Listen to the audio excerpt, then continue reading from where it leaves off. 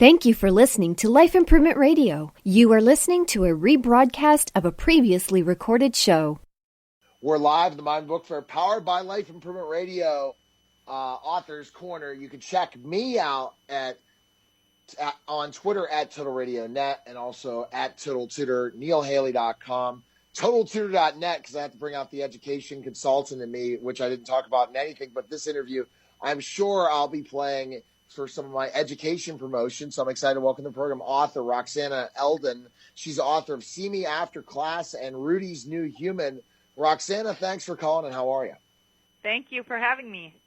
All right, I got a panel, but when I saw education, I definitely want to talk about this, and I think you'll bring up your background throughout, but this is just such an important part. Let's talk first about See Me After Class, that teachers are not mentoring other teachers enough. They are forced into it, yet there's not that collaboration and ability to really get together and help each other out that we need in the classroom nowadays. Don't you agree? I do. Actually, the inspiration for my book was to try to collect some of the advice that you only really get if you get lucky enough to have a good mentor teacher. Yes. And I started writing it 3 years into my own career when my younger sister started teaching. And I found that she was confronted with the same lack of realistic, practical advice that I had struggled with. I mean, there's plenty of books, for example, by the United States Teacher of the Year. Right. But when you are a first-year teacher struggling with some of the mistakes that you make as a rookie, those books almost feel like they're rubbing it in your face how bad you are.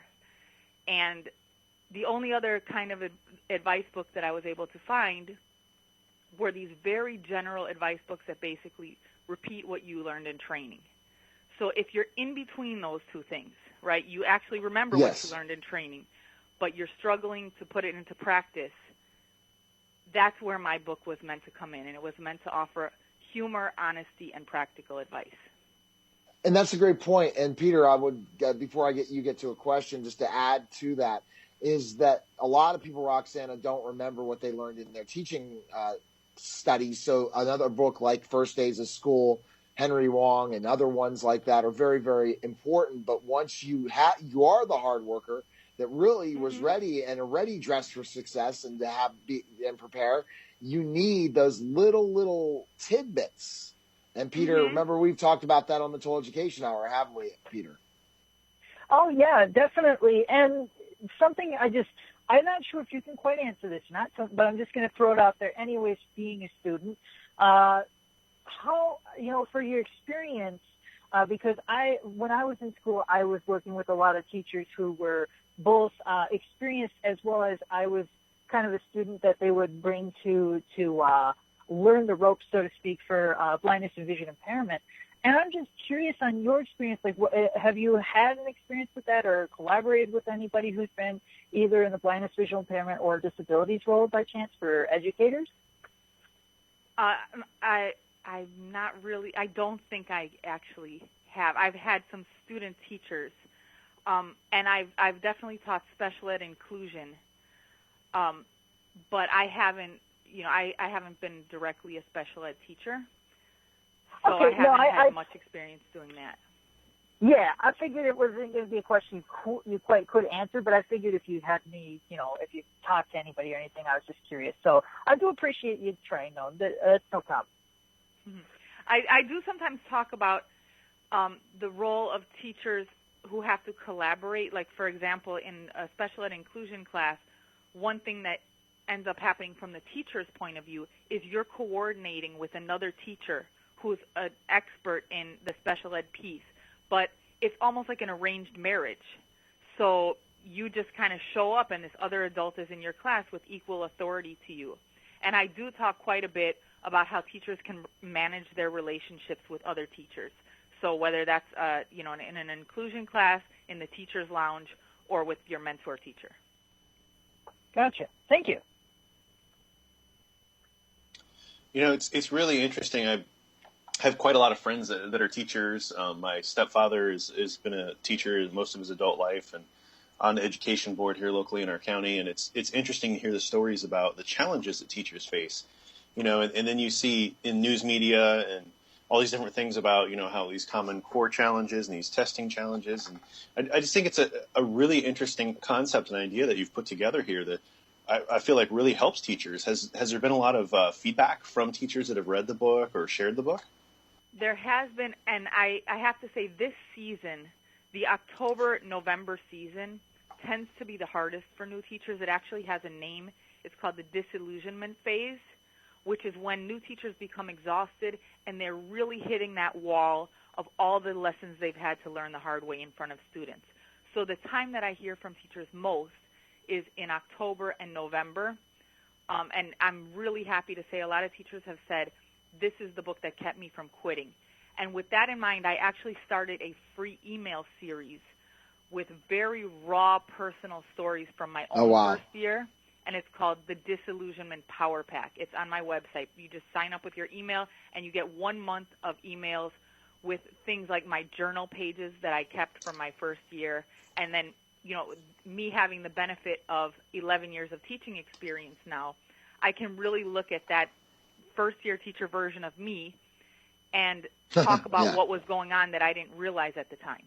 Now, Roxanna, this is the thing that, you said you're 11 years as a teacher. We know that there's lots of books out there that talk about the variety of experience, lots of years, professors that write books or 30-year veteran teachers.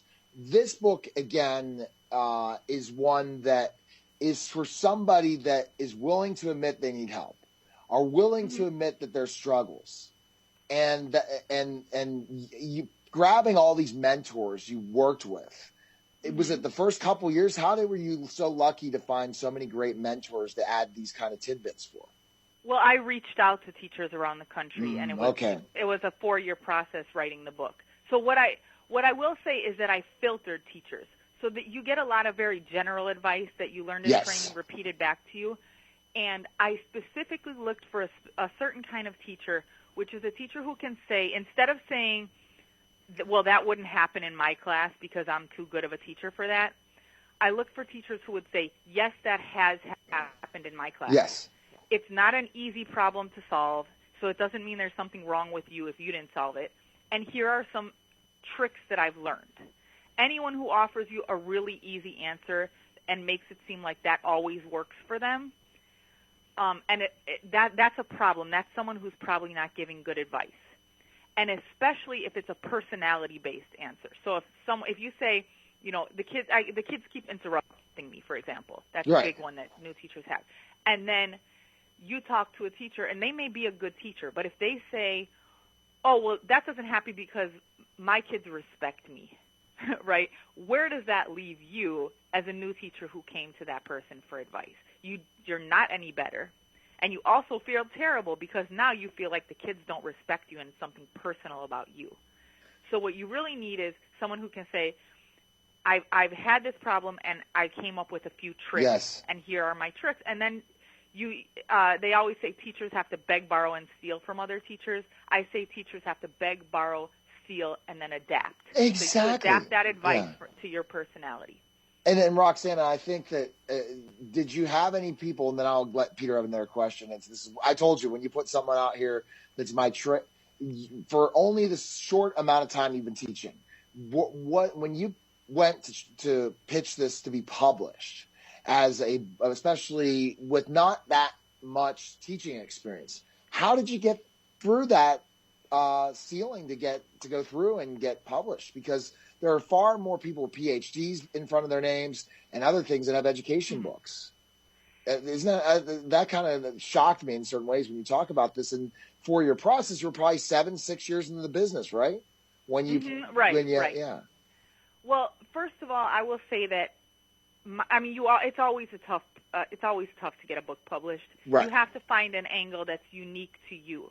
So one thing that I did was, in order to get more experience in public speaking that was outside of my classroom, I took a stand-up comedy class. And that really helped to be able to write speeches and also to be able to get to the heart of what makes the most painful moments potentially funny. Yeah. And so my angle has always been honesty, humor, and practical advice. And that's what was missing from the education book field. There are a ton of education books, but I find that people hesitate to be honest about how tough it is to be a first-year teacher. I mean, because I think the reason is because you're dealing with kids. And so it's really not okay to say, I'm not good at this. Right.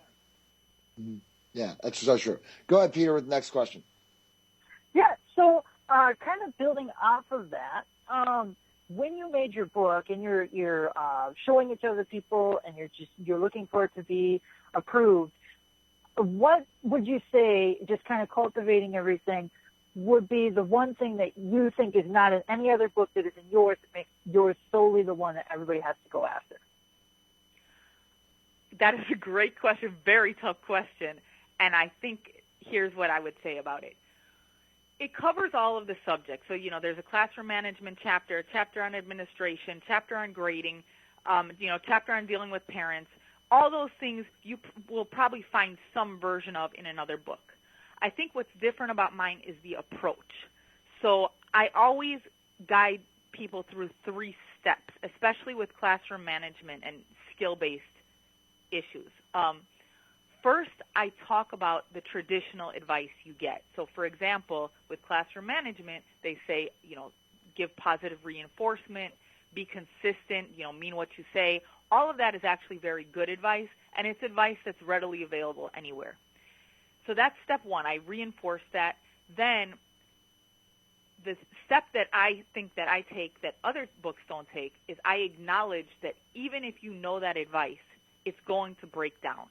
So I talk about why the advice sometimes breaks down. Sometimes you are complimenting a kid for doing the right thing in your class, but maybe you singled out a student who's already getting bullied, right? And now that student is the only student who did their homework, and you told him, nice job, Javier, in front of the biggest bully in the class. Now the kid stops doing his homework. And you're left thinking, well, I was supposed to give positive reinforcement. I did it. What happened, right? So then that's the second step. And then the third step is I troubleshoot from there. And I actually call it the RAT method. So it's R for reinforce the original advice, A for acknowledge that it doesn't always work and talk about why, and then T, troubleshoot. Well, great. So I appreciate it. That's the approach that I take that other books don't take. Awesome. Thank you. So what's the biggest piece of advice to any aspiring teacher that's struggling right now you think you would offer? Like if you had one little tidbit to give that teacher who's just really thinking about throwing in the towel right now because they're just miserable and they're not getting it or having challenges, what kind of advice would you offer them? I would say that the advice that people often give new teachers is the first year makes you or breaks you. And I think that's terrible advice because you should never judge whether you're meant to be a teacher on how you feel in November of your first year. So the advice that I give to substitute for that is the great teachers of the future know they're not great yet. That is such a great point. I think building them up instead of tearing them down is so important, Roxanna. Thank you. Yeah, it takes more than 1 year to learn all of the skills that go into becoming a great teacher. So worry about becoming good, then worry about becoming great. And you got to be willing to take that advice and different things. But also you wrote a book called Rudy's New Human, and people need to check that out as well. But best place we can find information on you, purchase your books. I wish we could chat longer. There's tons of things we have questions in education. And Roxanna, I know you're going to be busy, especially when we're seeing who the next Secretary of Education will be and how we'll do all that as well, as I'm seeing names floated around. And I'm going to probably be talking about that on my show next week. But best place we can find info. The best place to find my book, anywhere. Amazon, the Miami Book Fair, definitely. Books and Books if you're in Miami. And I'll also be at the book fair today talking about my children's book, Rudy's New Human, which is about a dog getting used to having a new baby human in the house. And new parents will recognize this as something that their older kids go through also when they have a younger brother or sister. So I'm talking to you live now from the Miami Book Fair, and this is actually a great place to find either of my books. All right. Well, thanks, Roxanna. Appreciate you calling. Thank you. Take care. All right, you're listening live to the Miami Book Fair powered by Life Improvement Radio Authors Corner, and we'll be back in just a moment. Thank you for listening to Life Improvement Radio. The views expressed by show hosts or their guests are their own and shall not be construed in any way as advice from Life Improvement Radio. We make no recommendations or endorsements for radio show programs, services, or products mentioned on air or on our website. Personal perspectives expressed by the producers, writers, or editors will always be presented as such. Any rebroadcast or retransmission without the expressed written consent of Life Improvement Radio is strictly prohibited. Thanks for listening.